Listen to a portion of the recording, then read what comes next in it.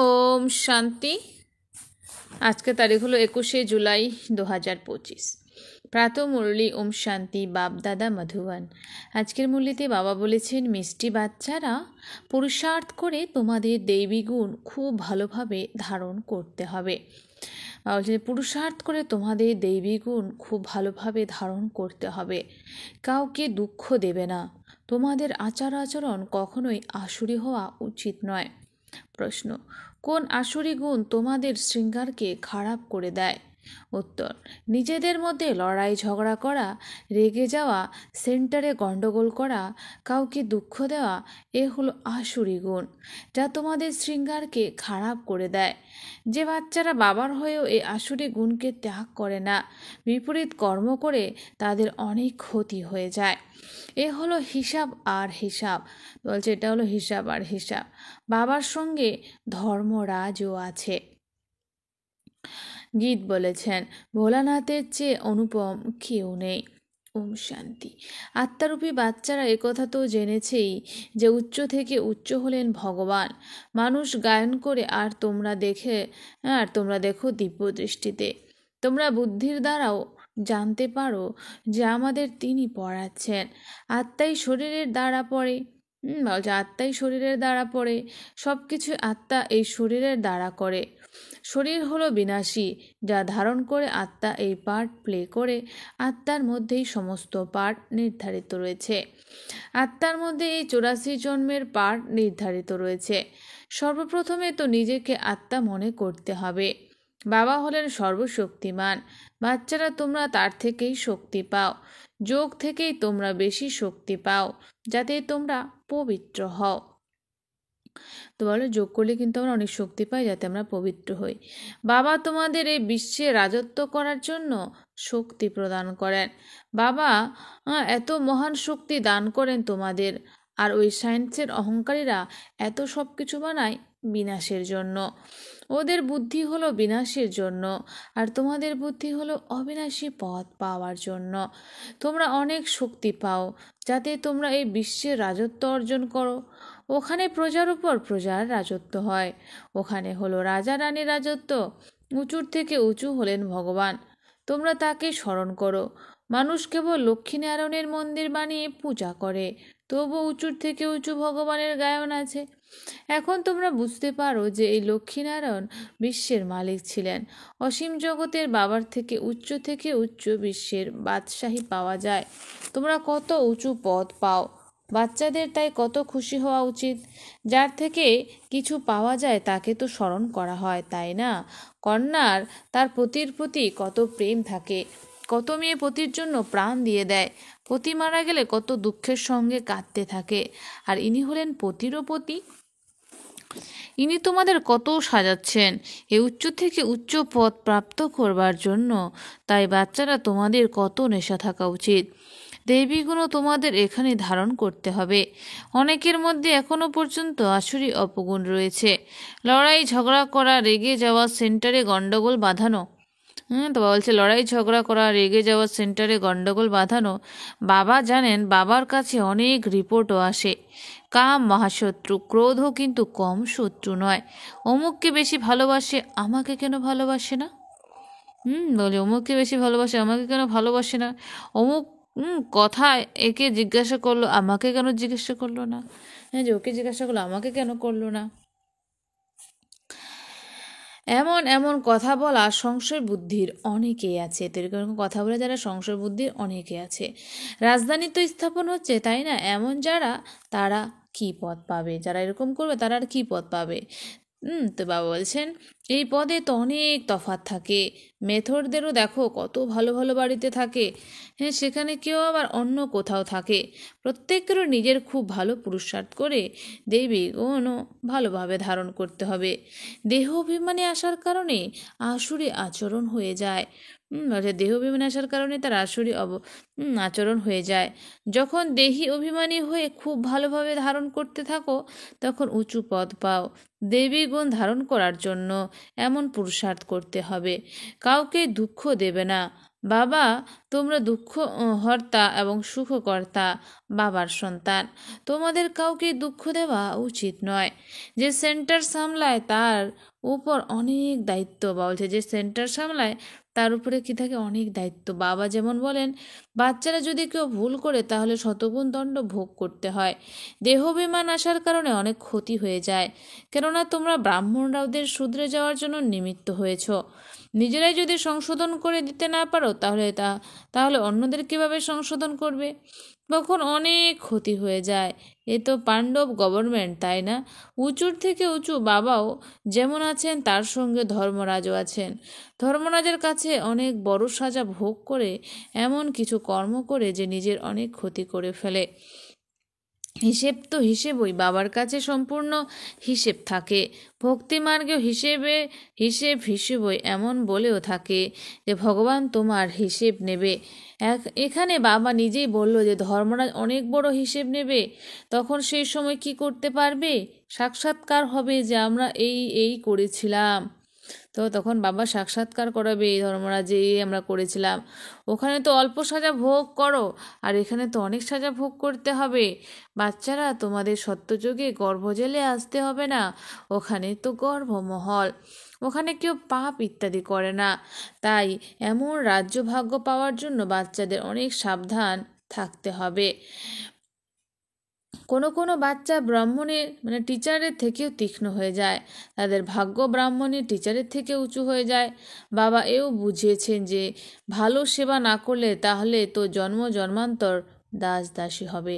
যে ভালো সেবা করবে না সে জন্ম জন্মান্তর দাস দাসী হবে। বাবার সম্মুখে এসে বাচ্চাদের জিজ্ঞাসা করেন, বাচ্চারা দেহি অভিমানী হয়ে বসেছ তো? বাবার বাচ্চাদের প্রতি মহাবাক্য হলো, আত্মঅভিমানী হওয়ার জন্য অনেক পুরুষার্থ করতে হবে।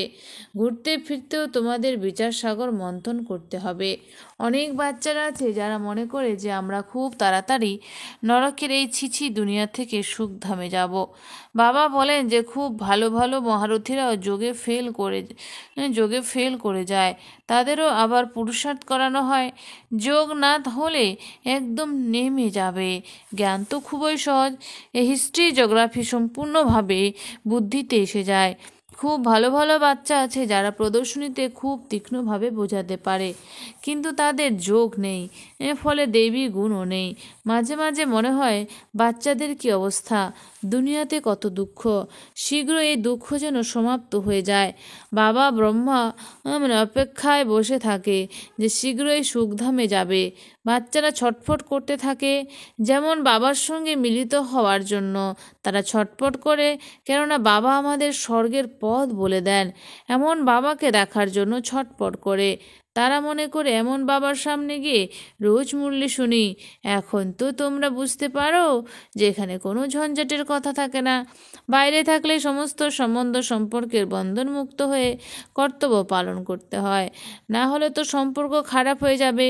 তাই বাবা ধৈর্য ধরতে বলেন। এতে অনেক গুপ্ত পরিশ্রম। কেউ কেউ এই স্মরণের পরিশ্রম করতে পারে না। গুপ্ত স্মরণে থাকলে বাবার নির্দেশ মতোই চলবে।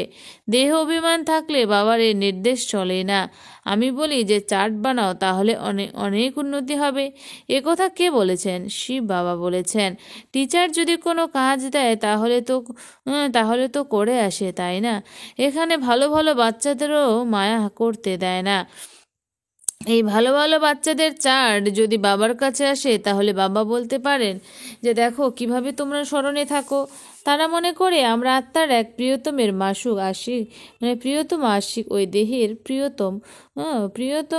প্রিয়তম আশিক মাসুক তো অনেক প্রকারের হয়।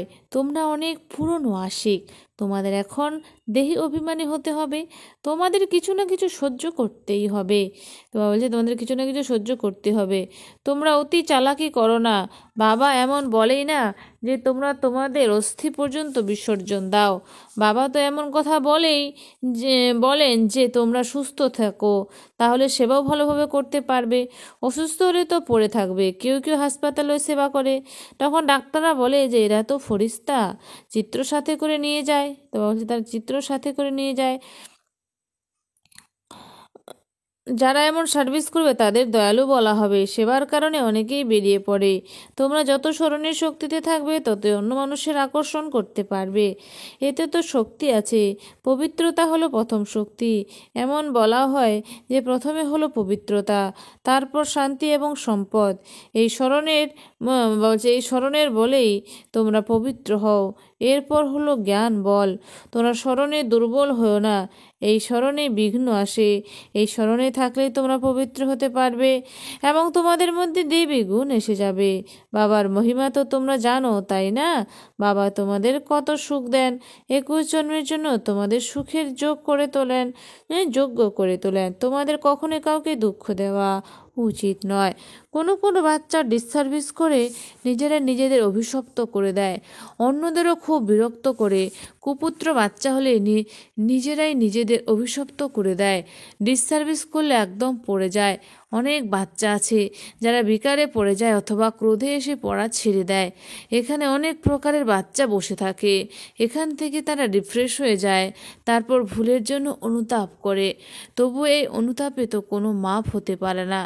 বাবা বলেন তোমরা নিজেরাই নিজেকে ক্ষমা করো, তোমরা স্মরণে থাকো। বাবা কাউকে ক্ষমা করেন না। এ তো হলো পড়া। বাবা পড়ান, বাচ্চাদের নিজেদের উপর কৃপা করে সেই পড়া পড়তে হয়। ব্যবহারও খুব সুন্দর রাখতে হয়। বাবা ব্রাহ্মণীদের বলে যে রেজিস্টার নিয়ে এসো। একজনের খবর নিয়ে তাদের বুঝিয়ে বলা হয়। তাই তারা তখন মনে করে যে ব্রাহ্মণী তো রিপোর্ট দিয়েই দিয়েছে, তাই আরও ডিসসার্ভিস করতে লেগে যায়। এ অনেক পরিশ্রমের। মায়া অনেক বড় শত্রু। বাদর থেকে মন্দির হতে দেয় না। তখন উঁচু পথ পাওয়ার পরিবর্তে সম্পূর্ণ নিচে নেমে যায়। তখন আর উঠতে পারে না, ফলে মৃত হয়ে যায়। বাবা বাচ্চাদের বারবার বুঝিয়ে বলেন, এ অনেক উঁচু লক্ষ্য। তোমাদের এই বিশ্বের মালিক হতে হবে। বড় মানুষদের বাচ্চারা অনেক বড় রাজকীয়তার সঙ্গে চলাফেরা করে। কোথাও যেন বাবার সম্মান না নষ্ট হয়। লোকে তখন বলবে তোমাদের বাবা কত ভালো, আর তোমরা কেমন কুপুত্র। তোমরা তোমাদের বাবার সম্মান নষ্ট করছো। তো আমরা কি করি? বাবার সম্মানটাকে নষ্ট করি। তোমরা তোমাদের বাবার সম্মান নষ্ট করছো। এখানে তো প্রত্যেককেই তার সম্মান নষ্ট করে ফেলে অনেক সাজা ভোগ করতে হয়। বাবা সাবধান করেন, তো বাবা বারবার সাবধান করেন, তোমরা খুব সাবধানে চলো। জেলের কয়েদি হয়েও না। জেলের কয়েদি তো এখানেই হয়, সত্যযুগে তো আরও কোনো জেল থাকে না। তবুও তোমাদের ঈশ্বরে পড়া পড়ে উঁচু পদ প্রাপ্ত করা চাই। তোমরা কোনো গাফিলতি করো না, কাউকে দুঃখ দিও না, স্মরণের যাত্রায় থাকো। এই স্মরণই তোমাদের কাজে আসবে। প্রদর্শনীতে তোমরা এই মুখ্য কথাই বলো, বাবার স্মরণেই তোমরা পবিত্র হতে পারবে। সবাই তো পবিত্র হতে চায়। এ হলোই পতির দুনিয়া। তো বাবা বলেছেন যে এটা হলো একটা পতির দুনিয়া। সকলের সদ্গতি করতে তো এক বাবাই আসেন, ক্রাইস্ট, বুদ্ধ ইত্যাদি তো কারোর সদ্গতি করতে পারে না। এরপর ব্রহ্মার নামও নেওয়া হয়। ব্রহ্মাকেও সদ্গতিদাতা বলা যাবে না। তিনি হলেন দেবী দেবতা ধর্মের নিমিত্ত। যদিও দেবী দেবতা ধর্মের স্থাপন তো শিব বাবাই করেন, তবুও নাম তো আছে না, যে ব্রহ্মা, বিষ্ণু এবং শঙ্কর ত্রিমূর্তি ব্রহ্মা বলে দেয়। বাবা বলেন যে ইনিও গুরু নন, গুরু তো একজনই, তার দ্বারা তোমরা আত্মিক গুরু হও। বাকি ওরা হলো ধর্মস্থাপক। ধর্মস্থাপকদের কিভাবে সদ্গতিদাতা বলা যাবে, এ বোঝার জন্য খুব গভীর কথা। অন্য ধর্ম স্থাপকরা তো কেবল ধর্ম স্থাপন করেন। যাদের পিছনে সবাই এসে যায় তারা কখনো কাউকে ফিরিয়ে নিয়ে যেতে পারে না। তাদের তো পুনর্জন্ম আসতেই হবে। সবার জন্য এ কথা বোঝানো হয়েছে। একজন গুরুও নেই সদ্গতি দান করার জন্য। বাবা বোঝান যে গুরু পতিত পাবন একজনই, তিনি সকলের সদ্গতি দাতা, উদ্ধারকর্তা। এ কথা বলা উচিত যে আমাদের গুরু একজনই, যিনি আমাদের সদ্গতি দান করেন, শান্তিধাম আর সুখধামে নিয়ে যান। সত্যযুগে অনেক অল্প লোক থাকে। সেখানে কার রাজ্য ছিল সে তো চিত্রতে দেখাবে, তাই না? ভারতবাসীরা কথা মানবে। দেবতাদের পূজারী চট করে মানবে যে বরাবর এরাই তো স্বর্গের মালিক ছিলেন। স্বর্গে এনাদের রাজত্ব ছিল। বাকি সব আত্মারা কোথায় ছিল? তোমরা অবশ্যই বলবে যে নিরাকারী দুনিয়াতে ছিল। এও তোমরা এখন বুঝতে পারো। পূর্বে কিছুই জানতে না, তোমাদের বুদ্ধিতে এখন এই চক্র ঘুরতে থাকে। বরাবর 5,000 বছর পূর্বে ভারতে এনাদের রাজ্য ছিল। জ্ঞানের প্রলব্ধ যখন শুরু হয়, তখন ভক্তি মার্গ শুরু হয়। তারপর পুরনো দুনিয়ার জন্য বৈরাগ্য চাই। ব্যাস, এখন আমরা নতুন দুনিয়াতে যাব। পুরনো দুনিয়া থেকে আমাদের মন উঠে যায়। ওখানে পুঁতি বাচ্চা সব এমনই পাওয়া যাবে। অসীম জগতের পিতা তো আমাদের এই বিশ্বের মালিক বানান। যে বাচ্চারা এই বিশ্বের মালিক হবে, তাদের চিন্তা ভাবনা অনেক উঁচু আর চাল চলন রয়্যাল হবে। তাদের ভোজনও খুব কম, লোভ থাকা উচিত নয়। যারা স্মরণে থাকে তাদের ভোজনও খুব সূক্ষ্ম হবে। অনেকে খাওয়ার দিকে বুদ্ধি চলে যায়। বাচ্চারা, তোমরা এই বিশ্বের মালিক হওয়ার নেশায় খুশিতে থাকো। এমন বলা হয় যে খুশির মতো খাবার নেই। এমন খুশিতে যদি সদা থাকো, তাহলে খাওয়া দাওয়ার ইচ্ছাও কম হয়ে যাবে। তো খুশিতে থাকলে খাওয়া দাওয়ার ইচ্ছাও কম হয়ে যাবে। অনেক খাবার খেলে ভারী হয়ে যায়, তখন ঝিমুনি আসতে থাকে। তো ভারী হয়ে যায় ঝিমুনি, তখন বলে যে বাবা ঘুম এসে যায়। ভোজন সর্বদা একরস হওয়া চাই। এমন নয় যে ভালো খাবার হলে অনেক বেশি খেতে হবে। অনেকে ভাবে ভালো খাবার অনেক বেশি করে খাবো। আচ্ছা, মিষ্টি মিষ্টি হারানিধি বাচ্চাদের প্রতি মাতা পিতা বাপদাদা স্মরণের স্নেহ সুমন আর সুপ্রভাত। আত্মাদের পিতা তার আত্মারূপী বাচ্চাদের জানাচ্ছে নমস্কার। আমরা সমস্ত আত্মারূপী বাচ্চারাই মাতা পিতা বাপদাদাকে স্নেহ সুমন আর নমস্কার। ধারণার জন্যে মুখ্য সার। আমরা দুঃখহর্তা সুখকর্তা বাবার সন্তান। আমাদের কাউকে দুঃখ দেওয়া উচিত নয়। ডিসসার্ভিস করে নিজেকে কখনোই অভিশপ্ত করা উচিত নয়। তো বাবা বলেছেন যে আমরা দুঃখহর্তা সুখকর্তা বাবার সন্তান, তা আমাদের কাউকেই দুঃখ দেওয়া উচিত নয়। ডিসসার্ভিস করে নিজেকে কখনোই অভিশপ্ত করা উচিত নয়। 2 নাম্বার, নিজের চিন্তা ভাবনা অনেক উচ্চ এবং রাজকীয় রাখতে হবে। তো আমাদের এখন নিজের যে চিন্তা ভাবনাগুলো আমাদের অনেক উচ্চ আর রাজকীয় রাখতে হবে। দয়ালু হয়ে এই সেবাতে তৎপর থাকতে হবে। খাওয়া দাওয়ার লোভ ত্যাগ করতে হবে। তো বাবা বলেছেন যে আমাদেরকে খাওয়া দাওয়ার লোভও ত্যাগ করতে হবে। বরদান, অনেস্ট হয়ে বাবার কাছে নিজেকে পরিষ্কার রেখে চর্তিকলার অনুভবী ভব। অনেস্ট হয়ে বাবার কাছে নিজেকে বাবা বলছেন যে অনেস্ট হয়ে বাবার কাছে নিজেকে পরিষ্কার রেখে চর্তিকলার অনুভবী ভব। তুমি ঠিক যেমন তেমনই নিজেকে বাবার সামনে পরিষ্কারভাবে তুলে ধরা, এটাই হলো সব থেকে থেকেও বড় চর্তি কলার সাধন। তো বলছে তুমি ঠিক যেমন তেমনই নিজেকে বাবার সামনে পরিষ্কারভাবে তুলে ধরা, এটাই হলো সব থেকেও বড় চর্তি কলার সাধন। বুদ্ধিতে যে অনেক প্রকারের বোঝা রয়েছে, সেগুলোকে সমাপ্ত করার এটাই হলো সহজ যুক্তি। তো বলছেন যে বুদ্ধিতে যে অনেক প্রকারের বোঝা রয়েছে, সেগুলোকে সমাপ্ত করার এটাই হলো সহজ যুক্তি। অনেস্ট হয়ে নিজেকে বাবার সামনে স্পষ্ট করা, অর্থাৎ পুরুষার্থের মার্গ স্পষ্ট বানানো। কখনো চালাকি করে মন্মথ আর পরমতের প্ল্যান বানিয়ে বাবা বা নিমিত্ত হওয়া আত্মাদের কাছে যদি কোনো কথা বলো, তো বাবা বলছে পরমতের প্ল্যান বানিয়ে মন্মথ আর পরমতের প্ল্যান বানিয়ে বাবা বা নিমিত্ত হওয়া আত্মাদের কাছে যদি কোনো কথা বলো, তাহলে সেটা অনেস্টি নয়। অনেস্টি অর্থাৎ যেরকম বাবা ঠিক বাচ্চাদের সামনে স্পষ্টভাবে রয়েছেন, সেরকমই বাচ্চারা বাবার সামনে স্পষ্ট থাকবে। স্লোগান, সত্যিকারের তপস্বী সে যে সদা সর্বস্ব ত্যাগীর পজিশনে থাকে। সত্যিকারের তপস্বী সে যে সদা সর্বস্ব ত্যাগের পজিশনে থাকে। অব্যক্ত ইশারা, সংকল্পের শক্তি জমা করে শ্রেষ্ঠ সেবার নিমিত্ত হও। সংকল্পের শক্তি জমা করে শ্রেষ্ঠ সেবার নিমিত্ত হও। বর্তমান হলো ভবিষ্যতের দর্পণ। বর্তমানের স্টেজ অর্থাৎ দর্পণ দ্বারা নিজের ভবিষ্যৎ স্পষ্ট দেখতে পারো। বর্তমান হলো ভবিষ্যতের দর্পণ।